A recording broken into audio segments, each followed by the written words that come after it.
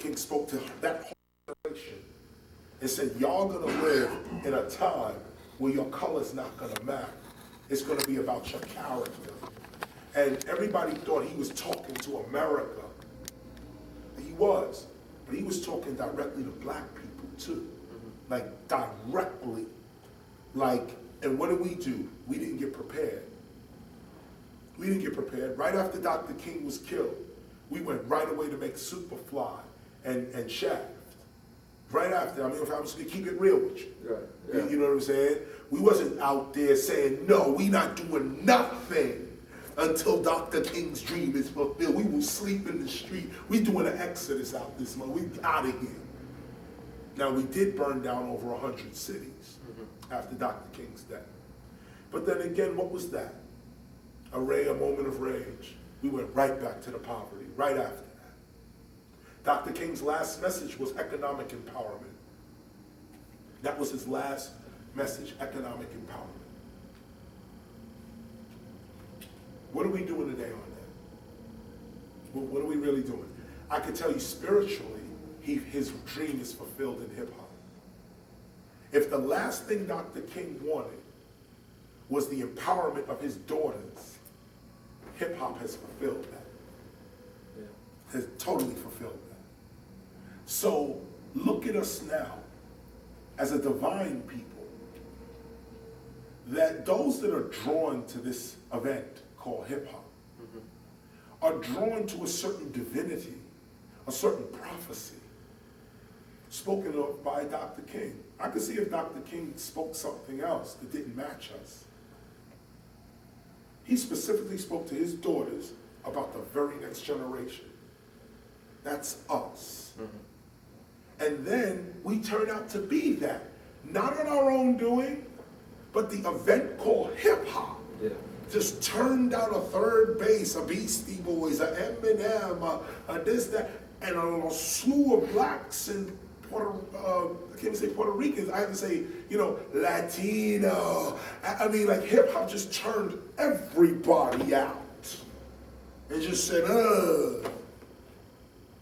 And that was Dr. King's dream. That was the dream. It was fulfilled in hip hop. But is anybody really going to understand and see that? No. Because we don't look like what God's people is supposed to look like. But ain't that part of the same story? Jesus the Christ walked the earth, healing people, walking on water. Could you imagine knowing a cat that could walk on water? Wait a minute, forget water. Could you imagine knowing a cat that could heal you? You would never leave his side. You would give up everything. If there was a cat that, as long as you was with him, there's no problems. Because everything can be worked out. She'd be like, well, what the hell am I doing?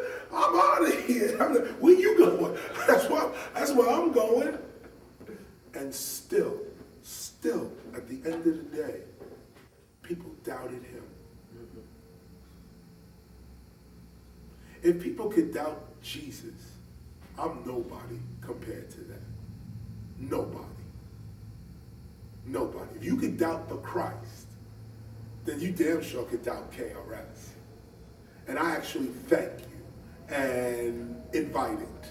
Because at the end of the day, like Jesus said in the book of John, when they hate you, know that they hated me first. And I was the Christ. Like, look how arrogant Jesus is coming with it. And this is in the Bible. Jesus said, I'm the Christ. And they dissing. It's never gonna be right. It's never gonna be enough. It's never gonna be, just do what I told you to do, which is your purpose, which is written in your heart. Go do your purpose. Find out what you're supposed to be doing. So, to put a period on that last piece there, the divinity of hip hop. We are a divine people.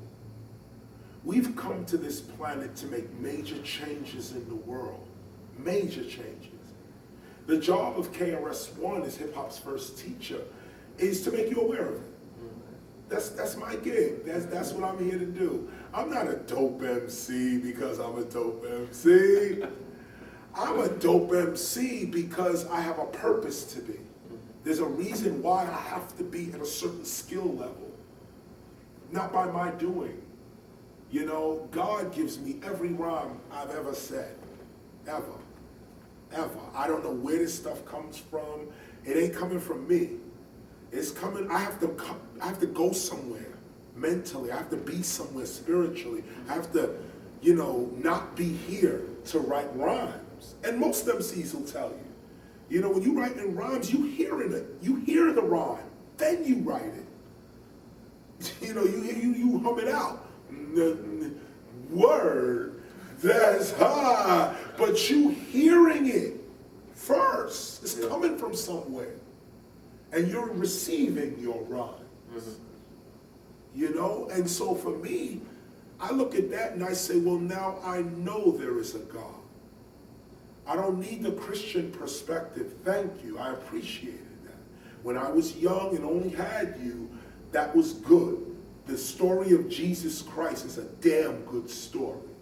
And it helped me to get to where I am today. But now that I am awake, I don't need Santa Claus no more. Mm-hmm. I now know my parents and I know who brings the gifts. So now, let's get to real work now.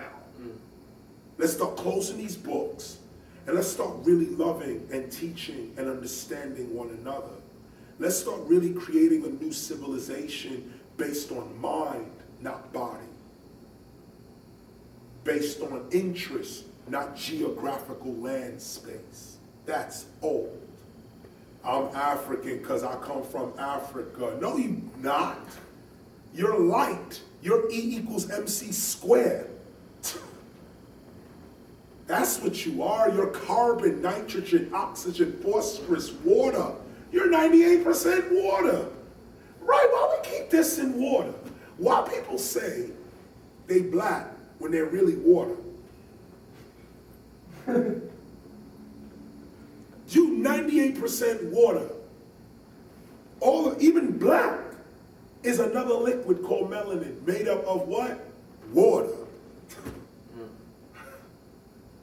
We don't think far further enough. Right. You know, we stay right here. It's like right here. I can't see nothing, but right here. That's it, and it's right here. And the job of the teacher is to go like this. And you can go, oh, I was missing out on that. That I remember when I took my first, I took this year's group of apprentice, Temple apprentice. We went to Europe. And we were in training for 20 days in America. So we ran through 20 concerts, lectures. We were in places small, big, medium, all outside, inside, everything. But I was teaching speed. Speed. Even like Mundo, for an example, comes to mind. That through these 20 dates, Mundo, I used to, well, I still do, but I would jump in the crowd, and that's very dangerous to jump in a crowd. Yeah. And the club doesn't know how to deal with that. The security bugs out. So I took my crew out and began to train them as to how to deal with a crowd. Like how do you move the crowd with your body and your movements and your voice? How do you get 1,000 people to go the way you want them to go? And it's a very delicate science, but you have to be in it. Mm-hmm. And this is the thing about awareness.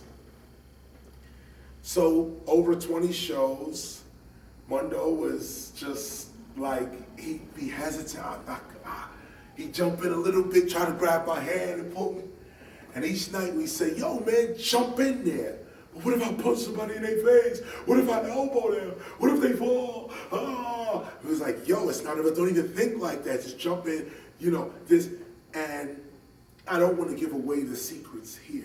Mm-hmm. But I will say that after 20 shows, we all became Superman.